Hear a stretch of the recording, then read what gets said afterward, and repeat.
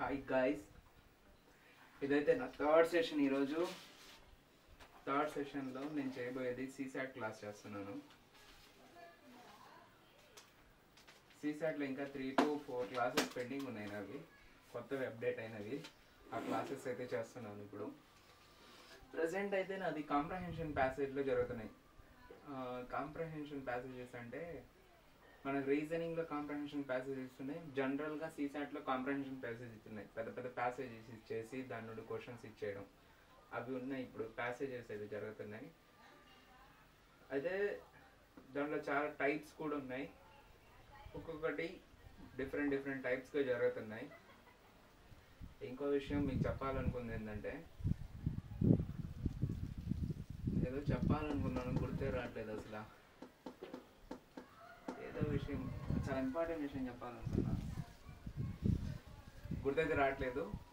మళ్ళీ గుర్తొస్తే మాత్రం నేను నెక్స్ట్ సెషన్ చేస్తాను, అప్పుడు చెప్తాను. ఇప్పుడు గుర్తు చేసుకునే లోపల మళ్ళీ టైం వేస్ట్ అయిపోద్ది.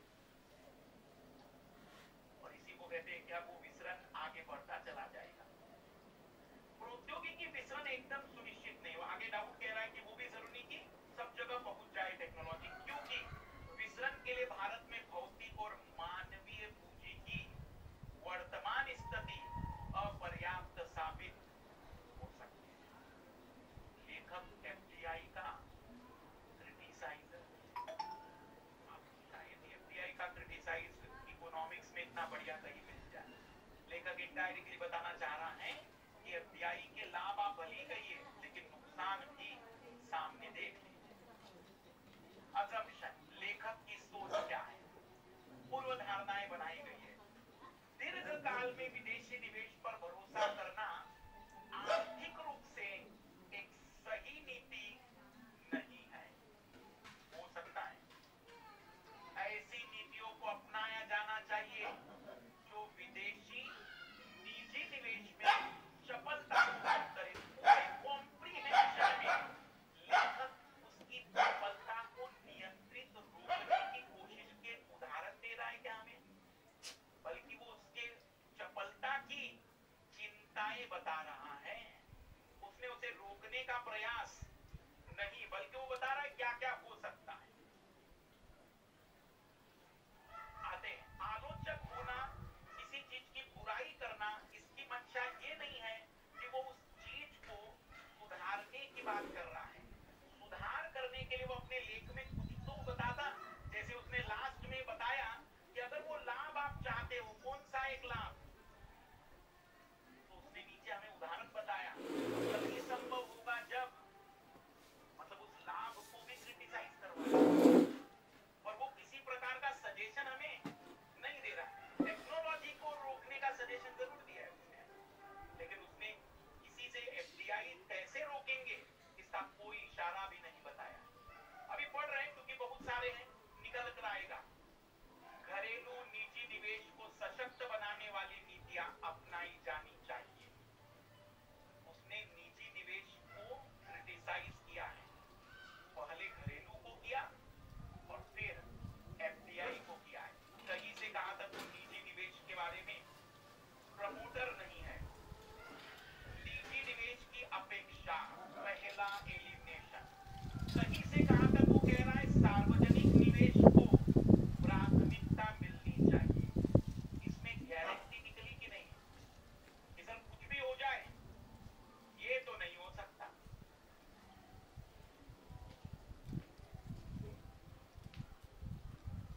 अरे इसमें तो कोई डाउट नहीं ना। सार्वजनिक निवेश का तो कहीं से कहां तक कोई वर्णन नहीं। शिक्षा एवं स्वास्थ्य क्षेत्र में पर्याप्त सार्वजनिक निवेश किया जाना चाहिए। अब आप क्यों कहेंगे कि ये सही है? क्योंकि उसने नीचे सजेशन दिया है।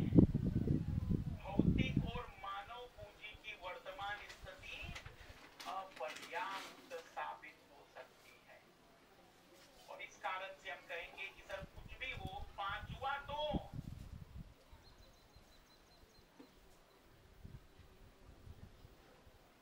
मुझे हो सकता है ऊपर अभी डाउट बरकरार, ये इजी जाएंगे केवल, पर आप जहां दो आ जाएंगे ना, अभी मैं अगला सवाल दिखा रहा हूं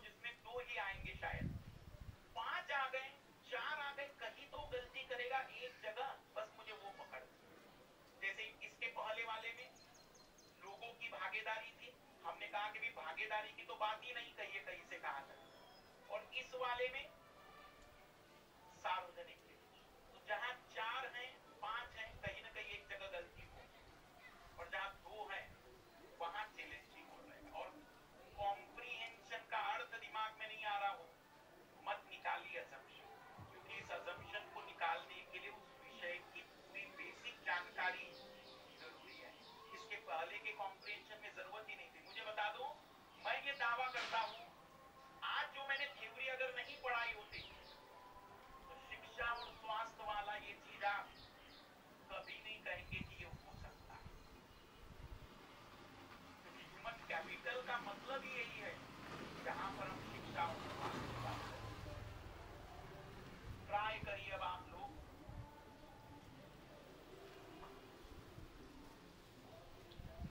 ये तो और भी कठिन है, फिर भी करिए, प्रयास करिए।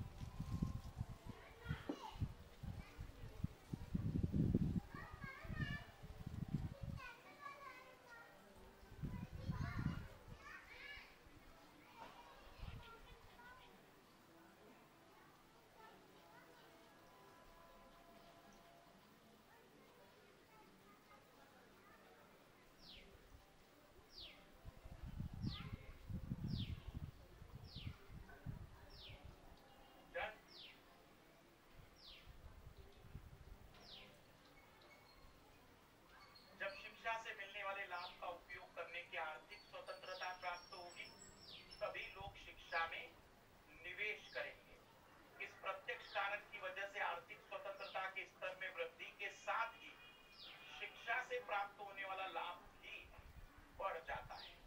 निम्न कर दर मतलब टैक्स की रेट के कारण जब लोगों को शिक्षा के प्रत्येक बढ़ते स्तर से प्राप्त बढ़ी हुई आय के अधिकांश भाग को अपने पास रखने की अनुमति मिलती है, तब शिक्षा में निवेश एक अच्छी सूझबूझ की बात होती है। दूसरी ओर जब सरकार शिक्षित व्यक्तियों की बढ़ी हुई आय पर और ऊंची दरों पर टैक्स लगाने का निर्णय करती है, तब स्वयं को अधिक शिक्षित करने में निवेश करना समझदारी की बात नहीं लगती। यही प्रोत्साहन उन अभिभावकों पर भी लागू होता है जिन्हें निर्णय लेना है कि वे अपने बच्चों की शिक्षा पर निवेश करें या नहीं। लेखक की पूर्व धारणा क्या है? Lower tax rate in a country invariably translate into greater investment in higher education. किसी देश में निम्न कर दर निरअपवाद, इसका मतलब समझ में आ गए? गारंटेड। किसी देश में निम्न कर दर गारंटेड रूप से उच्च शिक्षा में अधिक निवेश के लिए परिणत हो जाती है। निरअपवाद मतलब समझ गया ना, कोई अपवाद ही नहीं, जहां लो इंटरेस्ट रेट वहां ऐसा होगा ही। और मैंने कहा है गारंटी आप नहीं ले सकते कभी भी। और अभी आगे बढ़ते हैं। बच्चों की शिक्षा में निवेश उनकी आर्थिक स्वतंत्रता को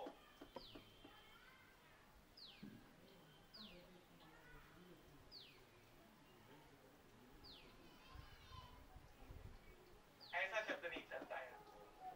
अब जरा बारीकी से देखना, तुम कैसे कंफ्यूज हो रहे हो एग्जामिनर के पूरे चक्रव्यूह में शिक्षा से मिलने वाला लाभ का उपयोग आर्थिक स्वतंत्रता प्राप्त होगी तब शिक्षा में, मतलब आर्थिक स्वतंत्रता के कारण शिक्षा में निवेश बढ़ता है कि शिक्षा में निवेश के कारण आर्थिक स्वतंत्रता बढ़ती है। और जरा देखिए वो क्या कह रहा है, यही भयानक है ये कथन। शिक्षा में निवेश, बल्कि क्या होना चाहिए था, आर्थिक स्वतंत्रता के कारण शिक्षा में निवेश हो सकता है। मेरी बात समझ पा रहे हैं मैं क्या बताना चाह रहा हूं? क्या गलती है दूसरे में? उसने कारण को प्रभाव और प्रभाव को, और मैं दावा कर रहा हूं नहीं बच सकते एग्जाम हॉल में आप इसकी गलती से, क्योंकि कैसे आप इतना बारीकी से देख पाओगे कि वो बोल क्या रहा है और कथन में लिखा क्या? क्योंकि पहली नजर में तो कोई भी कहेगा सर ये तो यही तो कह रहा है वो पूरा, और उल्टा कह रहा है। शिक्षा में निवेश उनकी आर्थिक स्वतंत्रता को सुनिश्चित नहीं करता, आर्थिक स्वतंत्रता उनके शिक्षा में निवेश को सुनिश्चित करती है। दूसरा तो नहीं, एग्जैक्ट वर्ड नहीं ढूंढ रहे ना, अरे कारण और कारक बदल गया ना पूरा। मेरी बात आप समझ रहे हैं? मैं वर्ड नहीं ढूंढ रहा हूं, मेरी बात आप पुनः रिपीट कर रहा हूं मैं। एक घटना इफेक्ट है और एक घटना रीजन है। लेखक ने रीजन और इफेक्ट का रिलेशन दिया है, प्रश्न में उसको क्या किया है, हम एग्जैक्ट वर्ड नहीं ढूंढ रहे, पुनः रिपीट कर रहा हूं मैं। उसने पूरा कहानी ही, वो मेमे याद है ना, जज्बात बदल दिए, ऐसी बातचीत हो गई यहां पर। मतलब दूसरा तो गारंटेड नहीं होगा, फिर बढ़िया है, या तो पहला होगा या तीसरा। आर्थिक स्वतंत्रता का यहां भी देख लीजिए, मानव पूंजी निर्माण पर सकारात्मक प्रभाव होता है। शिक्षा पर निवेश करेंगे, और शिक्षा पर निवेश मतलब पुनः याद आना चाहिए। अब आप कहेंगे सर पूरे कॉम्प्रिहेंशन में मानव पूंजी नहीं है, लेकिन इसका उत्तर आएगा केवल और केवल, भले ही मानव पूंजी नहीं है, क्योंकि उसने बोला वही है। फिर रिपीट, हाँ कॉन्ट्राडिक्ट, देखो ये अगर, हाँ मतलब एग्जाम हॉल में अगर बच्चा पेशेंसली देखेगा तो समझ में आ जाएगा कि ये तो कैसे हो रहा है, पर इतना सच में नहीं हो पाएगा। मतलब जो मैंने महसूस किया, क्योंकि ऐसा नहीं, चौथी पांचवी बैच से जब मैंने करवाया 2021-22 में, इसका उत्तर कोई नहीं निकाल पाया था, कोई बैच से उत्तर नहीं निकला। उसका कारण है क्योंकि ये लाइन ही ऐसी है, पूरी एज इट इज तो यूज की है उसने।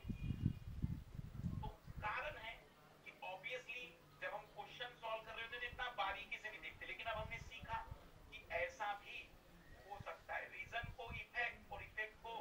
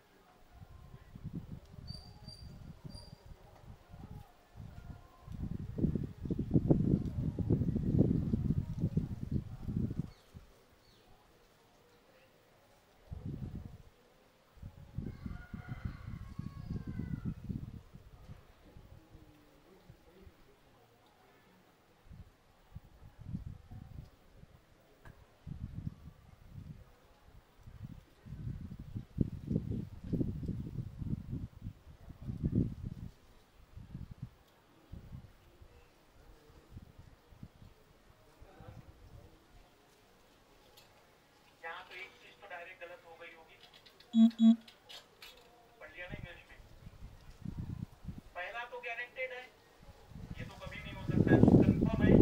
और मैं कहूंगा देखो, ऐसा सवाल अगर अब आपको आगे फिर भी समझ में ना आए तो छोड़ना नहीं, रिस्क ले सकते हैं, क्योंकि 50-50 का मामला है भाई, कोई एक तो सही होगा ही। तो यहाँ पर ट्राई करिएगा, मतलब क्वेश्चन सॉल्व करिएगा। शहर में जल की धारणीय आपूर्ति का अर्थ जल की आपूर्ति करने से कहीं अधिक है।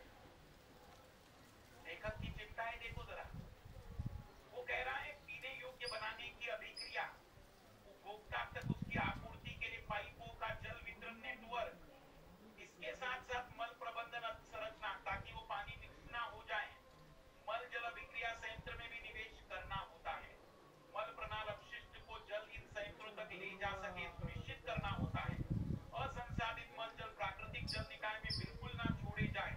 यदि हमारे शहर इतने समृद्ध होते तो वो पूरी लागत को वहन कर सकते, तो जल की निःशुल्क पूर्ति, मतलब लेखक ने जल का पाइप के माध्यम से पहुंचने का जो योजना थी ना, उसके बारे में बातचीत की है। आप बोल जरूर रहे कि पाइपलाइन बिछा देंगे, लेकिन जल को पहुंचाना केवल पाइपलाइन बिछाना नहीं है, स्वच्छता, स्वच्छ जल का प्रबंधन, नेचुरल वाटर का स्टोरेज, जो भी आपका शौचालय का वाटर है उसका अलग तरीके से समापन, उसको गंदगी से भी उसमें जाने न देना। शहरों में जल की धारणीय आपूर्ति का अर्थ कुटुंबों को जल की आपूर्ति करने से आंसर आएगा केवल और केवल राइटर की मिसालें समझनी पड़ेंगी आपको। इतनी कहानी में इतनी हवाबाजी क्यों कर रहा है ये राइटर? ये बताने की कोशिश कर रहा है कि जो चीज आपके सामने बताई गई वो समस्या इतनी छोटी नहीं है। भाई मुझे एक बात बताओ, समझना, अगर ये कई लोगों को नहीं समझ में आया, जैसे यूपीएससी की तैयारी कही आपने अपने पड़ोसियों से कि मैं यूपीएससी की एग्जाम दूंगा, तो वो आपको फटाफट 3-4 बातें बताने लगा। आपको पता है कितने बच्चे बैठते हैं, आपको पता है कि कितना कठिन पेपर आता है, आपको पता है कि उसमें कितने पेपर होते हैं, कितने विषय होते हैं, कितने बच्चे बैठने के बाद कितने फेल हर साल होते हैं और फिर कितने वापस बैठते हैं। इस पूरी कहानी में वो बताना क्या चाहता है? जितना आप सोच रहे हो उतना आसान, यही तो डायरेक्शन पकड़ना था। इस कहानी में देखो ना, वो बातें भी तो वैसे ही कर रहा है। क्यों कर रहा है वो इतनी बातें? क्योंकि वो बोल रहा है नल लगा देने से साफ पानी आ जाएगा, जरूरी नहीं। आप थॉट पकड़िए प्लीज, अगर थॉट नहीं पकड़ पाए ना तो अजम्पशन के सवाल नहीं हल कर सकते। 8 सवाल आएंगे, 20 सवाल नॉर्मल और 8 सवाल, कल ही तो बताए थे मैंने, 18 से 20 सवाल नॉर्मल रहेंगे और 8 से 10 सवाल अजम्पशन की। 23 में कम आए हैं, 23 में मात्र 4 या 5 ही सवाल। पर उसको देखकर मत सोचना दिमाग एग्जामिनर का खराब हुआ, पूरे 28 अजम्पशन क्या आ सकते हैं, क्योंकि एग्जामिनर पर कोई भरोसा अब नहीं रहा। एक आखिरी सवाल आज का, फिर कल और प्रैक्टिस करेंगे इसकी।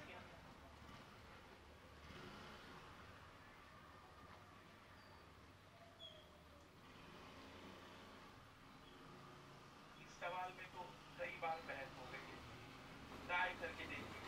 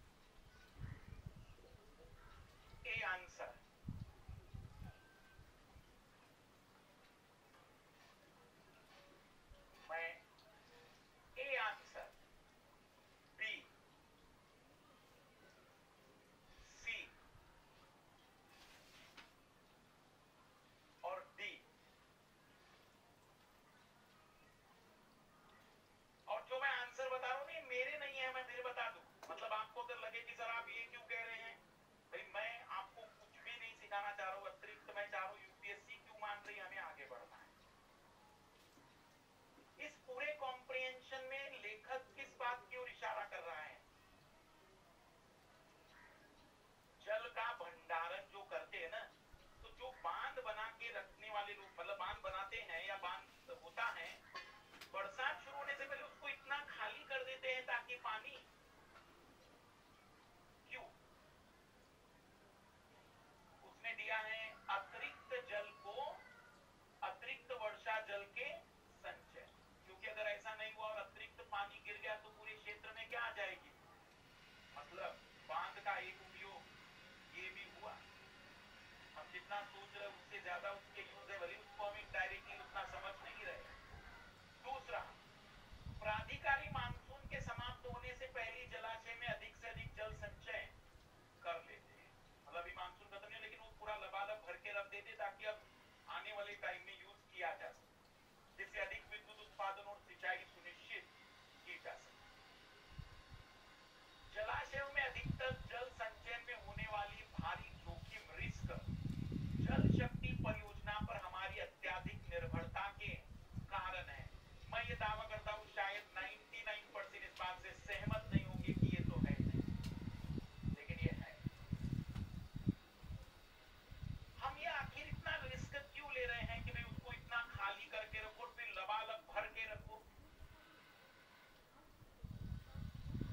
उसी पर हमारी डिपेंडेंसी बहुत ही, अगर डिपेंडेंसी नहीं होती तो क्या ये एक्सरसाइज की जाती? जैसे मैं एक सिंपल सी बात बता रहा हूँ आप लोगों को, आपके घर में कोई एक पर्टिकुलर चीज है जिस पर सबसे ज्यादा डिपेंडेंसी, जैसे चावल या गेहूं, मान लीजिए सबसे ज्यादा स्टोरेज आपने सब उसी का किया होगा जिस पर आपकी डिपेंडेंसी। लेखक का थॉट है कि ऐसा इसलिए हो रहा है क्योंकि हमारी निर्भरता बहुत ज्यादा है। बांधों की संग्रहण क्षमता का मानसून ऋतु के पूर्व, मानसून के पहले तो हम क्या कर देते हैं, खाली कर देते हैं, और उसके दौरान भी पूर्ण उपयोग नहीं किया जाना चाहिए। क्यों? क्योंकि अभी पानी आ सकता है और कभी भी बढ़ सकता है। अगर आपने पहले ही पूरा भर दिया और मानसून खत्म नहीं हुआ है और फिर बहुत बारिश हो गई तो दिल्ली जैसी स्थिति से सामना करना पड़ सकता है। इसलिए तो उसने चिंता व्यक्त की कि यहां देखना, मानसून के समाप्त होने से पहले ही जलाशय में अधिक से अधिक जल संचय, जो कि रिस्क को और भी बढ़ा देता है। और तीसरा, भारत में बाढ़ नियंत्रण के लिए बांधों की भूमिका को, मतलब इस बांध जब बनते तो हर व्यक्ति केवल क्या सोचता है, पहला पॉइंट, बिजली पैदा करेंगे, लेकिन रियलिटी में इसके अलावा भी ये बहुत बड़ा काम करता है। वो क्या है? बाढ़ की सुरक्षा। इसका आंसर आएगा, और ये मैंने नहीं दिया भाई, मतलब अगर मुझसे पूछा जाए रियलिटी में भारत में बाढ़ नियंत्रण के लिए बांधों की भूमिका को कम करके आगा गया, उसने अतिरिक्त जल के साथ ये रीजन दिया था। और ये जो दूसरा है, मानसून ऋतु के पूर्व और दौरान पूर्ण उपयोग नहीं किया जाना चाहिए, ये इनडायरेक्टली दोनों है, लेकिन जल शक्ति परियोजना पर हमारी अत्यधिक निर्भरता है और इनडायरेक्टली है। इतना ज्यादा मतलब बारीकी से विद्यार्थी नहीं सोच सकता है पहले वाले को, तो मतलब मेरे हिसाब से दूसरा और तीसरा, लेकिन क्योंकि ऑप्शन में नहीं है इसलिए आंसर डी ही चुनना पड़ेगा। अजम्पशन में यदि आप समझ नहीं पाए हैं तो उत्तर नहीं निकालने। आप में से कई सारे लोगों ने न समझकर भी उत्तर अगर निकाले तो स्किप करने की आदत डाली, पर अभी हम इसमें और देखेंगे सवालों। आइए अब हम शुरुआत करने जा रहे हैं इसी में, इसकी प्रैक्टिस शुरू करिएगा। इसके आंसर दिए मैंने, जो आपकी शीट है ना, मैंने वो पहले वाले के आंसर नहीं दिए, दिए हैं नहीं, असम्पशन वालों के आंसर दिए मैंने। वो असम्पशन के 16 क्वेश्चन होंगे, असम्पशन के, तो आप उसको सॉल्व करिएगा, ट्राई करिएगा। बाकी के आंसर इसलिए नहीं क्योंकि आप सॉल्व करिए उसे, आंसर मिल जाने के बाद आप सॉल्व ही नहीं करते हैं।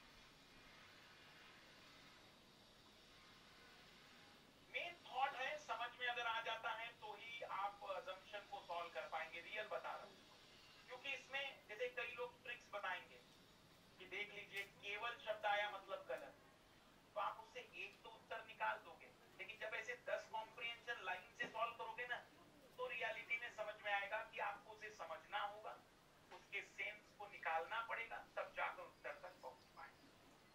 बताइए क्या लिखी थी आखिरी बात हमने मैथ्स में? ट्रेन वाले सवालों पर आ चुके हैं और एक व्यक्ति दौड़ रहा होगा, 10 कितना सेकंड आंसर आया था उसका? एक सवाल अभी उसी पैटर्न पर ट्राई करिए फिर से, क्योंकि उसमें हमने दो सवाल दो टाइप के फार्मूले देखे थे रिलेटिव स्पीड में, अगर व्यक्ति उसी दिशा में दौड़ रहा हो या व्यक्ति उसके विपरीत दिशा में दौड़ रहा हो। देखिएगा, एक ट्रेन जिसकी लंबाई 110 मीटर है, a train which length is 110 meter is running with a speed of 66 kilometer per hour, 66 kilometre प्रति घंटे की चाल से 66 किलोमीटर प्रति घंटे की चाल से चल रही है। 66 लिखा क्या? 60 लिख दीजिए, 60 किलोमीटर प्रति घंटे की चाल से चल रही है। A train 110 meter long is running with a speed of 60 kilometer per hour, 60 kilometre प्रति घंटे की चाल से चल रही है। In what time will it pass a man? वह कितने समय में एक आदमी को पार करेगी? In what time will it pass a man who is running at 6 kilometer per hour in the opposite direction? वह कितने समय में एक आदमी को पार करेगी विपरीत दिशा में? 6 किलोमीटर प्रति घंटे की चाल से 6 किलोमीटर प्रति घंटे की चाल से दौड़ रहा हूं।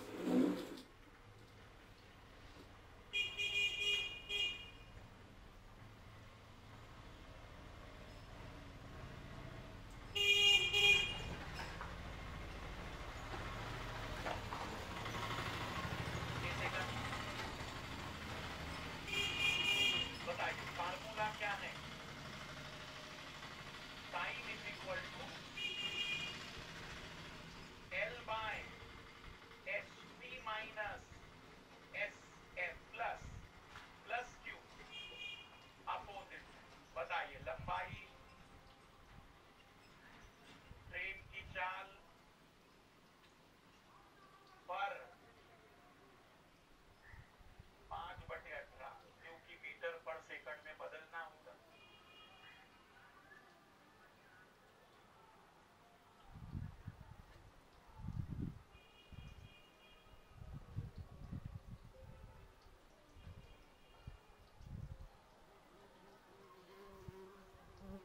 आंसर आएगा 6 सेकंड। कल हमने देखे थे ट्रेन को क्रॉस करने वाला, सॉरी खंबे को क्रॉस करने वाला, सुरंग को क्रॉस करने वाला, और अब दौड़ते हुए आदमी को क्रॉस करने वाला। लेकिन अभी इसमें एक और कंसेप्ट है, क्योंकि